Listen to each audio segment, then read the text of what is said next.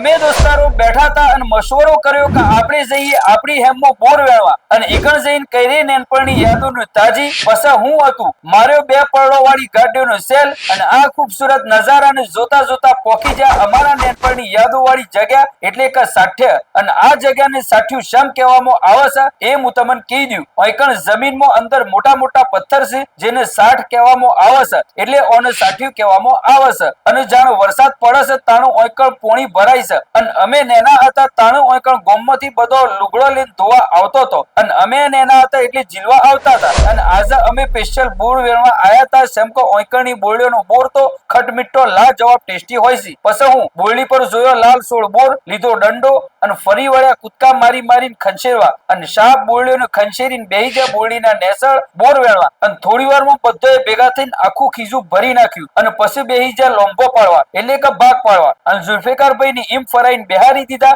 અને આ બધાને આલી દીધી પોતપોતાની નિશાનીઓ. અને આ ઝુલ્ફિકારભાઈ આ નિશાનીઓને જે બોરના ભાગમાં મૂકી એ ભાગ એનો થઈ જાય. અને આ ઝુલ્ફિકારભાઈ નો તો ફટોફટ આ નિશાનીઓને ભાગ પાડેલા બોરમાં મૂકી દીધી અને જેના ભાગમાં જે બોર આવ્યો એ લઈ લીધો. અને બોર વેણી વેણી લાગી હતી થોડી ઘણી ભૂખ એટલે કર્યો થોડો ઘણો નાસ્તો અને નાસ્તો બાસ્તો કરીને નીકળી પડ્યા ઘેર જવા માટે. પણ તમે શું ઉભ્યા પેલા વિડીયો ઠોકો લાઈક કરો, શેર અને સબસ્ક્રાઇબ કર્યા વગર શોય જતા નહીં.